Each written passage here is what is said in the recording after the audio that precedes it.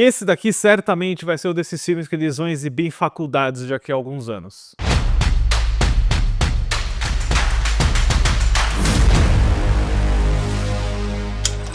Olá, fãs da sétima arte, meu nome é Lucas Nascimento e esse é o Lucas Filmes, e hoje eu tô aqui para falar sobre Setembro 5, novo filme dirigido pelo Tim Felton, que tá aí indicado ao Oscar de melhor roteiro original. Mas antes eu pedi para você curtir esse vídeo, se inscrever no canal e ativar o sininho para não perder notificação dos próximos vídeos.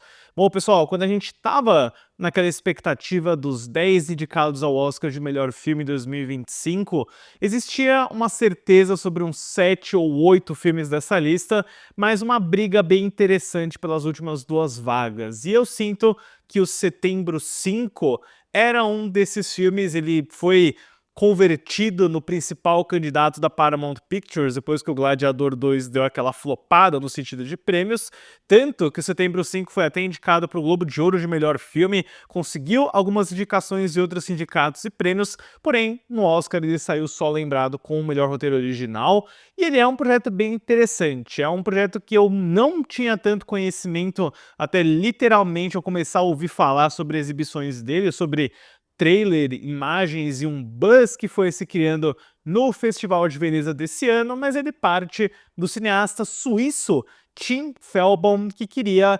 analisar de uma forma bem específica o atentado nos Jogos Olímpicos de Munique em 1972, ficou conhecido como o Massacre de Munique, que foi quando um grupo de terroristas palestinos mataram 11 reféns durante o evento, né? A maioria deles eram atletas do time de Israel. É algo bem pavoroso e assustador que a gente viu também retratado no ótimo Munique do Steven Spielberg, que é um filme que também merece muitos aplausos e análises, mas o Tim Felton queria contar essa história através do ponto de vista da mídia. Ele tá meio que quase que inteiro dentro de uma sala de switcher, acompanhando a equipe da técnica, que estava concentrada em transmitir os Jogos Olímpicos. É uma equipe de jornalismo esportivo que, subitamente, do nada, tem que se converter numa equipe de breaking news, né, de político, de tragédia, e marca aí uma das grandes reviravoltas, eu imagino, do telejornalismo mundial, porque foi a primeira vez que um evento, de que um atentado terrorista foi transmitido assim ao vivo para milhões de pessoas no mundo inteiro verem. E eu acho que o Tim Felton tem uma ótica interessante. Ele coescreve o roteiro com o Moritz Binder e é uma coprodução Estados Unidos e Alemanha, tem algumas produtoras alemãs envolvidas, algumas americanas e uma distribuição da Paramount Pictures dos Estados Unidos. Eu não sei qual foi o valor de orçamento, quanto que eles gastaram, não me parece ter sido algo tão caro no sentido de produção em cena, né, com exceção do excelente trabalho de reconstrução de época, da ótima fotografia do filme, mas desse mix interessante que o Felton faz entre as imagens que ele captura e o arquivo, né? Todas as imagens da transmissão dos eventos que aconteceram em 72, tudo isso é muito bem amarrado dentro de uma história bem enxuta, bem corrida, são menos de 90 minutos, e é basicamente isso, né? A sinopse não tem como eu me alongar, ele tá literalmente acompanhando passo a passo da equipe de jornalismo da ABC, quando eles começam a ouvir falar sobre esse ataque do Comitê Olímpico, dos reféns que foram levados e dos rumores e informações que eles vão recebendo em como eles vão retratar isso. Então é praticamente um filme de Fly on the Wall, de A Day in the Life, né? A mosca na parede e um dia na rotina. Você vai acompanhar passo por passo cada detalhe da operação, e para quem está acostumado com jornalismo, quem gosta dessa prática, né, a gente tem grandes clássicos do gênero, como Todos os Homens do Presidente, com o Dustin Hoffman e o Robert Redford. Eu lembro bastante também do The Post, também do Steven Spielberg, que são dois filmes muito conectados pela temática que eles têm, mas o interessante é justamente ver como que eles pegam o lado da ética do jornalismo, porque em determinado ponto do filme eles começam a se perguntar se a transmissão ao vivo que eles estão fazendo, acompanhando uma operação da polícia alemã para tentar invadir um dos prédios onde os terroristas tomaram poder, se os próprios terroristas não estão assistindo aquela transmissão. Porque como eles estão num ponto da história onde aquilo era inédito, né, esse tipo de cobertura, eles acabam sendo cúmplices por tá exibindo informações que não deveriam estar ali, né? Tanto que tem até um confronto com a polícia alemã depois. É uma área cinzenta que o roteiro da dupla e a direção do Fannibal é muito esperta em preservar, em levar isso para a discussão também, né? Tanto a ética do jornalismo quanto esse enfoque na tecnologia, no broadcasting dos anos 70, seja por sinal de satélite, pela tecnologia do switcher, as câmeras de película, tudo isso é muito bem feito. Eu lembrei de muitas das minhas aulas da faculdade, dessa parte aí das Betacams, das televisões mais antigas, que na minha opinião são muito, muito bem retratados pela fotografia do Marcus Forderer, e especialmente um dos grandes heróis desse filme, eu diria, que é um destaque maior do que o roteiro até, o montador Hans-Jörg Wengbrick, e eu peço muitas desculpas pela pronúncia do nome dele, que deve estar completamente errada.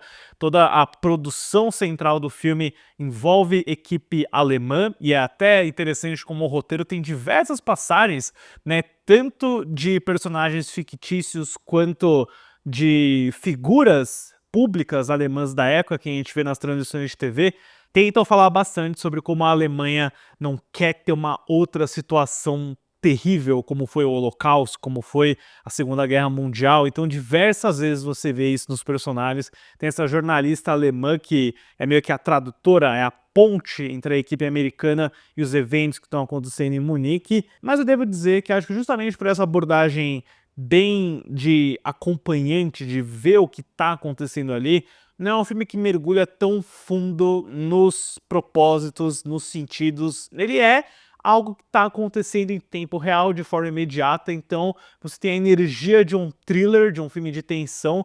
Nunca você vai estar tão ligado assim nos personagens, nas motivações de cada um, apesar de ter um ótimo elenco aqui. O Joe Magaro, que chamou bastante atenção no Vidas Passadas e no First Call. Peter Sarsgaard, que para mim é sempre um cara muito interessante de se ver, ele tá na lista aí de atores que parecem seres humanos de verdade. É uma equipe muito bem entrosada, mas que você sente não muito aprofundamento ou até muita empatia por eles, assim, né? É quase como se você estivesse vendo um recorte que vale mais pela situação, pela tensão e a atmosfera que o Fannibal cria muito bem com a câmera bem incessante, bem documental.